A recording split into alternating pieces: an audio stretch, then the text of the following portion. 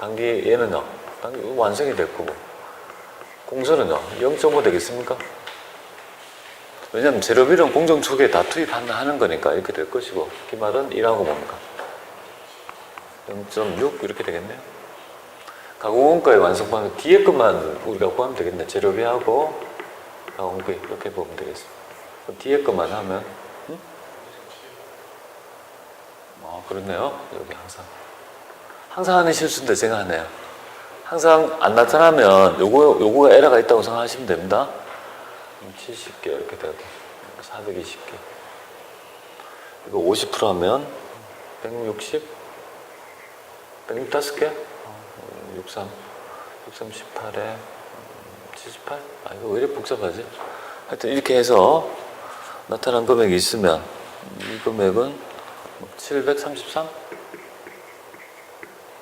맞나요? 네, 그래서 1번 이렇게 하시면 되겠습니다. 그래서 다른 건 다 똑같은데 뭐만 고려하면 되겠습니까?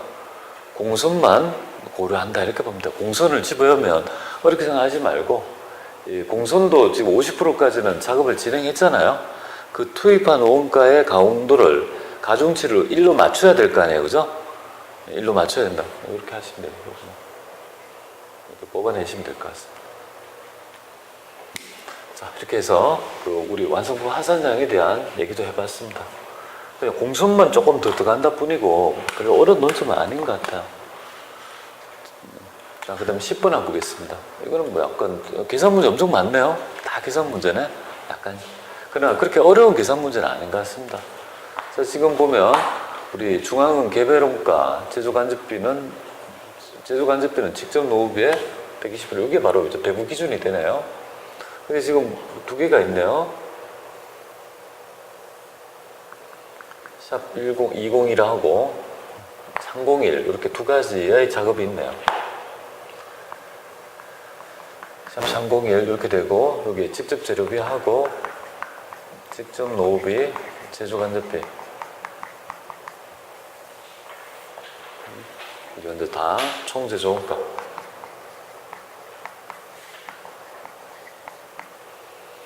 이거 한번 보겠습니다. 여기에 발생하는 원가가 도대체 얼마냐 이거잖아요. 그죠? 여기서 볼 건데 발생한 직접 재료는 1764000 이렇게 되겠습니다. 제가 그냥 차분히 하는데요. 제조간접비는 1058 사빵빵 이렇게 될 것이고 자료고 그 다음에 또한 여기서 직접 재료는 294 그리고 직접 먹으면 735 이렇게 되겠습니다. 자, 이런 자료가 있다. 그죠? 그렇게 해서 여기에서 보면 샵 102에서 발생한 직접 노후비는 뭐 A를 할 거예요. A하고 그 다음에 302에 B 있죠. AB를 구해봐라 이렇게 돼 있습니다. 그죠? 그런 거다. 그죠? 그러면 뭐 여기서 틀린 게 요거네요. 그죠? 다 틀리잖아요. 그럼 직접 노무원가만 하나 구해도 될 것 같은데요. 그죠? 이거는 같이 나타날 수 있으니까 딱 눈치껏 봐서 뭡니까? 여기 직접 노무원가에 여기가 어떻게 된다는 거예요? 1.2를 해서 배분한다는 거잖아요. 그죠? 그럼 결국은 이걸 1058에서 4를 1.2를 나누게 되면 A를 역추론할 수 있다는 거 아니에요. 그죠? 그럼 뭐 이 금액은 882가 되겠네요. 여기 나누면 하나밖에 없는 거죠? 나머지 구할 필요도 없겠네요. 그죠? 이거 좀 센스 있게 보면 되잖아요. 이게 답이 다 틀리니까 이것만 한 방에 때리면 싹 구할 수 있는 거 아니에요. 그죠? 문제를 제가 다 적어서 한 이유가 전체적으로 보면 별거 아닌데 텍스트로 이렇게 펼쳐 놓으니까 좀 어려워 보일 수 있는 거예요. 복잡해 보일 수 있으나 굉장히 간단한 문제다 이거죠. 근데 이렇게 간단하다는 것을 그죠? 내가 읽어봤을 때 이해를 하려면 문제를 간추릴 능력이 필요한 거예요. 문제를 간추릴 수 있는 능력이 없는 사람들은 이렇게 얘기를 안 보인단 말이야. 아, 별거 아니라는 거. 글로만 읽어서는 안 된단 말이에요. 그러니까 취합하는, 정리하는 능력이 필요해요. 항상 어떤 문제든지. 답을 보면 알죠. 그런데 답을까지 가는 과정을 내 스스로 할 수 있냐. 그게 어려운 거다. 그죠? 그러려면 내가 문제를 취합하는 연습이 되어야 된다는 거죠. 많이 취합을 해본 분들이 잘 알 수 있는 거죠. 11번 보겠습니다. 자, 재고자산의 평가로 틀린 것 이렇게 되어 있습니다. 이 재고자산의 평가는 크게 일단은 평가 단위가 4개로 합니다. 제품, 상품 한 그룹, 원재료 한 그룹, 반제품 제공품 한 그룹, 저장품 한 그룹 4개로 각각 있죠. 영업장별로 각각 다른 방법에 의해서 할 수 있다는 거다. 그게 이제 기본적인 거고, 동일한 사업장 내 제품과 상품과 대해서는 각각은 안 됩니다. 이게 틀렸다, 그죠? 왜냐면 그룹이 뭡니까? 제품, 상품, 품품이 한 그룹인 거야, 한 그룹. 제품과 상품을 따로는 못하고 한 그룹별로 하는 거니까 각각은 안 돼요. 이건 틀린 거고, 재고자산의 원가법 중에 후입선출법 가능합니다. 그 다음에 수익사업을 새로 개시한 비영, 그죠? 내국법인이 언제까지 신고를 해야 돼요, 재고자산에? 처음 할 때는요. 처음에는 과세 표준 신고 기한까지, 그 다음 이후 변경시고는요. 바꾸려고 했을 때 사업연도 종료일로부터 3개월 이전이잖아요, 그죠? 그러니까 이것도 3개월 이전이 아니고 사업연도에 뭡니까? 과세 표준 신고 기한까지. 신고 기한, 이것도 틀렸습니다. 그래서 이 회차는 복수 답안이 2개가 나타나는 것 같습니다. 2개가 복수 답안인 것 같습니다. 그리고 얘는 지금 이미 평가를 하게 되면 둘 중에 당초 방법하고 선입선출법 중에 큰 금액으로 한다 이렇게 되어 있습니다. 그래서 정답은 2개가 되고 있습니다. 그래서 그렇게 좀 체크. 이렇게 복수 답안 넣으면 우리 수험자 입장은 좋죠, 그죠? 진짜 둘 중에 하나를 맞추면 되죠. 근데 답을 이렇게 한 사람은 뭐예요? 복수 답안. 어떨 때 이렇게 된 적이 있으면 지금 좀 웃기가 답을 뭡니까? 3개는 복수 답은 하나는 아니었다 했는데 하나를 찍었는데 그걸 찍은 사람이 있어요. 참 어이가 없고 68점 나왔어요. 아, 근데 참 어이가 없어서 복수 답은 3개 떴어요. 합격했죠 하니까 선생님 저 찍은 게 그게 아닌데요. 그런 경우가 있었다는 거예요. 한번 보시면 됩니다. 근데 이 문제는 얘를 답으로 내려고 한 거예요. 문제의 답은 어두운 요거였는데 요걸 적으면서, 그죠? 요걸 적으면서 조금 있죠. 그런 약간 있죠. 확대 해석한 여지를 못해서 해석상 이렇게 복수 답안이 된 거예요. 원래 답은 요걸 하려고 한 거예요. 자, 12번. 우리 원전세가 가장 높은 거는 뭐냐 이거잖아요. 그죠? 원전세 세율이. 비실명 금융소득은 우리가 최고 세율인 38%. 지금 최고는 아니지만 작년도에 최고 세율이었습니다. 38 때리고. 출자 공동사업자는 25%. 기타 소득은요. 그냥 이렇게 툭 뜨면 20% 혹은 뭡니까? 혹은 뭡니까? 30% 이렇게 되죠. 3분의 초과 보금 30% 이렇게 돼요. 그러니까 하여튼 가장 높은 거는요. 비실명 금융소득이 된다. 1번이 정답이 되겠습니다. 자, 13번 과표를 구해보래요. 과세표준은 뭡니까? 공급가액이죠. 공급가액은 얼마냐 이겁니다. 자, 외상 매출이 10만 원 있는데 여기에 애누리가 차감되어 있대요. 잘했다. 차감되어야 되니까. 무상으로 정의한 견본품은 이게 과세거래를 보지 않습니다. 무상 공급한 거는 과세거래를 보지 않는다. 견본품 같은 거. 이런 것들을 과표로 하게 되면 현실적으로 우리 샘플 같은 거 공짜로 주잖아요. 그죠? 이것까지 하면 너무, 그죠? 현실적으로. 아예 과세거래를 보지 않겠다는 거고, 상가 건물도 해당이 되죠. 아니, 채무 면적은 뭐, 재화 용료의 공급입니까? 하치장 반출은 사업장으로 반출된 게 아니죠. 하치장은 물류센터예요. 물류센터로 이동한 거예요. 창고로 다른 데 이동한 걸 뭘 과세거래를 봅니까? 보지 않습니다. 합하면 30만 되겠습니다. 이렇게 보시면 되겠고요. 그 다음에 14번, 15번은 우리 법인세법의 얘기입니다. 이거는 뭐 우리 세법상 자본을 관리하는 표가 갑표죠, 그죠? 유보 관리는 얼표고 뭐 잘 출제되네요. 자, 15번 같은 게 굉장히, 그죠? 깊숙한 내용이 되죠. 우리 소득세법상 개인 사업소득 금액을 계산할 때 우리 수익 금액에 입금에 산입하는 거 뭐냐 이거잖아. 그냥 이거 봤을 때 보면 여러분이 그냥 이거는 그냥 그 법인세법의 개념으로 풀어보시면 돼요. 비슷해요. 그래서 우리 매출 할인은 어차피 수익 금액에 들어가는 게 아니니까 까지는 거고, 사업과 관련 없는 자산 수익은요 여기에 연관이 없습니다. 사업과 관계되면 있죠. 얘는 사업과 관계없이 받는 이익은 뭐가 될까요? 아무런 관계없이 내한테 누가 돈을, 그죠? 돈을 만약에 1,000만, 아니 뭐 어떤 뭐 건물이랄지 이런 것들을 뭡니까? 1억 원짜리 주더라. 그럼 뭐가 되죠? 정여세가 되죠. 정여세. 사인간에, 그죠? 그러니까 사업과 관계없는 거는 뭐 다른 세무이다 이 말이에요. 관계없고. 국세환급과 상관은요. 정책적으로 우리 이권 부처님 가지고 똑같은 입장입니다. 근데 장려금은 어떻습니까? 당연히 뭐 장려금은 수익금이고 지급하는 장려금은요. 필요경비입니다. 그러니까 장려금을 지급하는 자는 필요경비고요. 이건 법인세법하고 똑같다라고 보면 되겠습니다. 근데 법인세법에 여러분들 그거 기억나세요? 판매 장려금은 약정 유무에 관계없다는 거. 옛날에는 약정이 되어 있어야 되는데 지금은요. 약정 없이 무조건 지급하는 거 다 그죠? 송금을 인정한다고 했지 않습니까? 받는 쪽도 마찬가지다. 이거. 그래서 이런 것들은 좀 센스로 좀 풀어보시면 되겠습니다. 뭐 이런 것들을 잘 몰랐다 하더라도 여기서 15개 중에 과연 몇 개를 맞아야 되냐 이거죠. 계산 안 풀어요. 이렇게 하면 10개가 안 돼요. 계산이 어렵다고 안 푸는 분, 계산 아까 풀어보지만 그렇게 많이 시간 걸린 거 아니에요. 계산 문제를 유보하면 안 되고요. 계산을 좀 풀어봐야 돼요. 뭐 이렇게 해서 11개 정도만 이상 맞을 수 있다면 무난히 합격했던 시험 같고요. 제가 생각할 때는 뭐 한 12개는 맞아야 될 것 같은데 이 정도 시험이면. 그렇죠? 원가를 잘하면 어떻게 됩니까? 12개를 못 맞을 이유가 있습니까? 12개 언저리 10개, 11개, 12개 이 정도 10개에서 11개, 12개 정도 언저리에 있으면 돼요. 그러나 12개, 지금 12개하고 10개하고 차이는 있지만 10개 정도 되면 계속 푸시하면 아직 시간이 뭐예요? 저 선생님이 이거 많이 남았잖아요. 그죠? 한 2주 가까이 남았는데 하시면 자, 그 다음에 우리가 실기 한번 보도록 하겠습니다.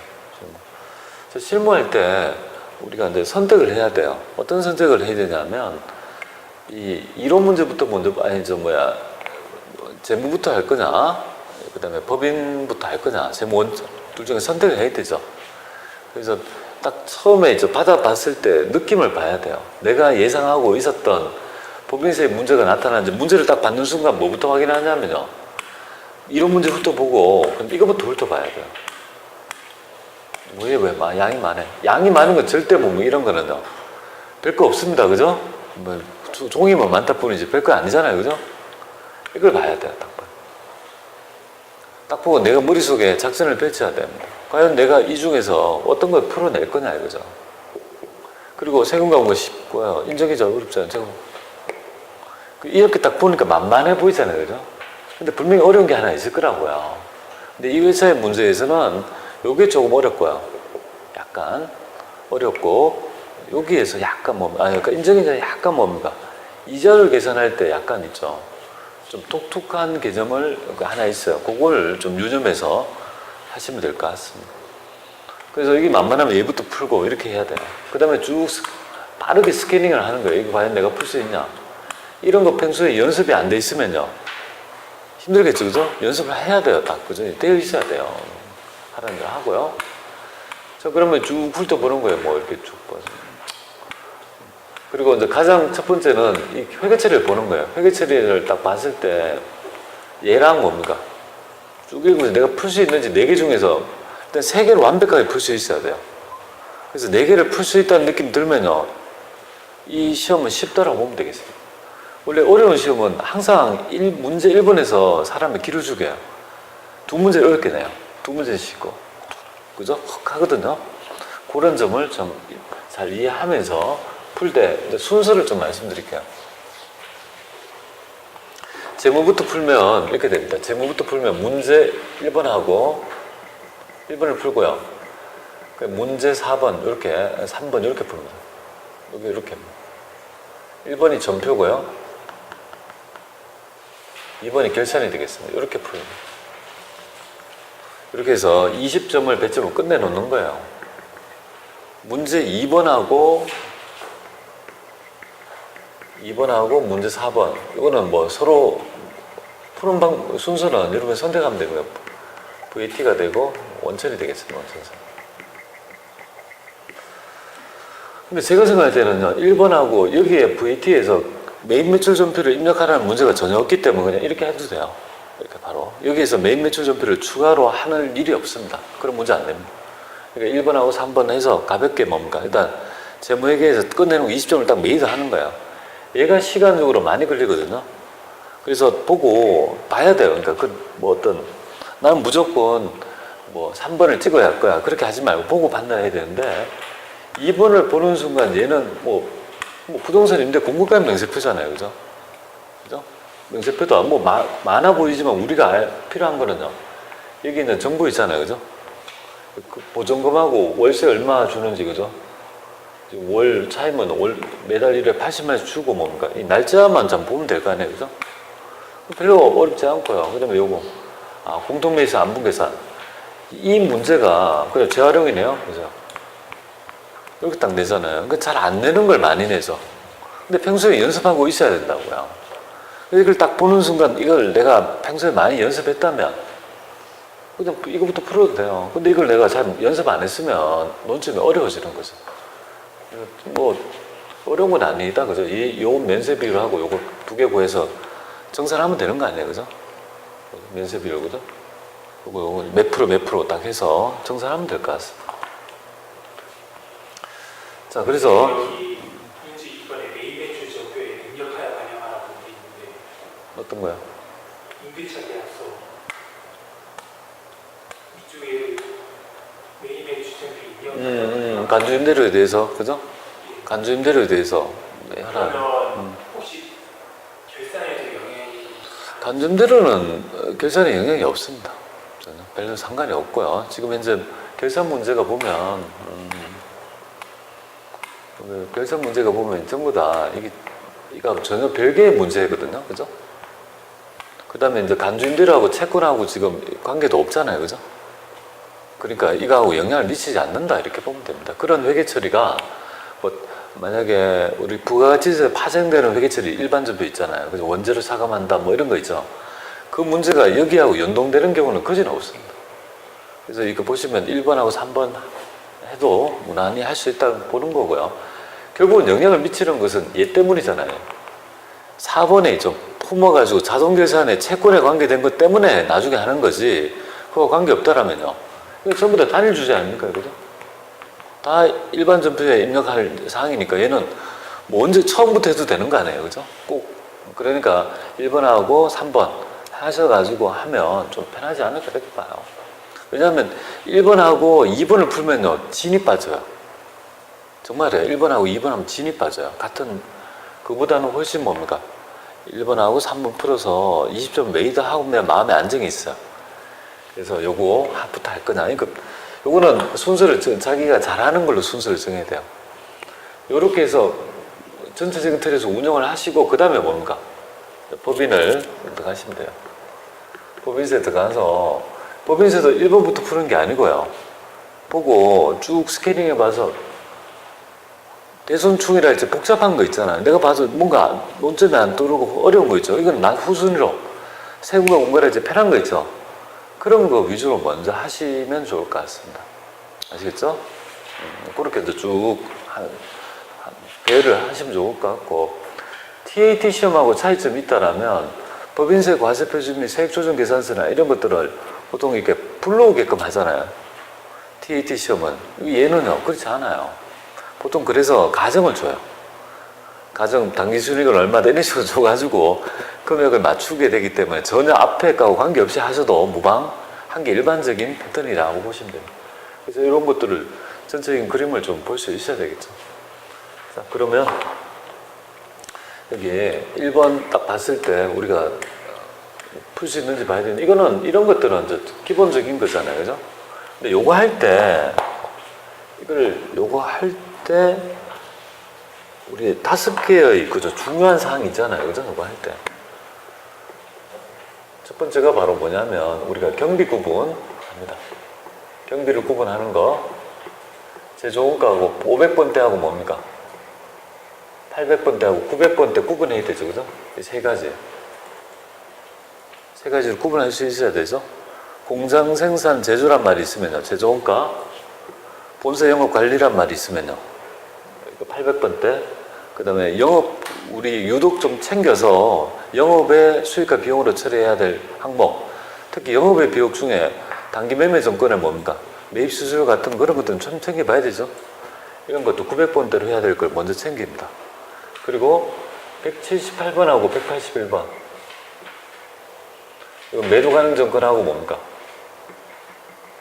만기 보유증권은요, 두 번째 거를 쳐야 된다는 것까지 하면 여기 잘 나와요. 매도 가능증권이 주된 계정으로 내기 때문에 매도 가능증권을 첫 번째 걸 치면 빵점이 됩니다. 그렇기 때문에 항상 여기서 주념해서 매도 가능증권하고 만기 보유증권은 항상 두 번째 거를 입력한다. 이렇게 보시면 되겠습니다. 두 번째가 이제 거래처를 챙겨야 되죠.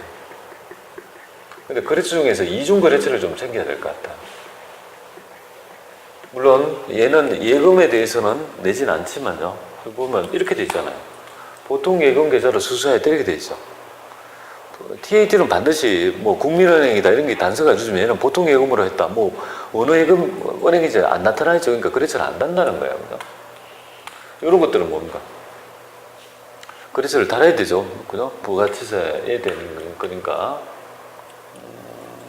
이것도 없네. 여기 매도 가능증권. 이중 거래처가 뭐냐면 카드 거래를 할지 우리가 하나의 우리 회사를 제외하고 거래처를 두 개 언급하면 가장 대표적인 거. 우리 영문 상사한테 그죠? 어떤 비품을 취득했는데 내가 가지고 있는 받을 어음을 뭡니까? 땡땡상에 받을 어음을 결제했다면 영문하고 지금 뭡니까? 이 결제 대가가 내가 가지고 있는 어음을 결제했으니까 거래처가 두 개 나타나잖아요. 그럼 반드시 뭡니까? 이중거래처를 그려야 된다. 그 점을 꼭 좀 새기고요. 세 번째가 이제 우리 8번 타계정 대체. 재고를 다른 용도로 사용했을 때 타계정 대체가 나타나지 않습니까? 이런 거 체크하고 이런 거 못하면 다 빵점이에요. 아니 이런 것 때문에 얼마나 많이 회계일급하고 세무일급에서 많이 연습했는데 그걸 틀리면 안 된다겠다는 거죠. 그 다음에 네 번째 54번 불공. 특히 이제 토지 관련 매입세액 있죠. 토지와 관련된 매입세액 있죠. 이런 것들이 불공이라는 점이 숨어 있으니까 좀 보시면 좋겠습니다. 그 다음에 마지막 어음 되겠습니다. 어음은 미수금하고 미지급금이 될 수 있다는 점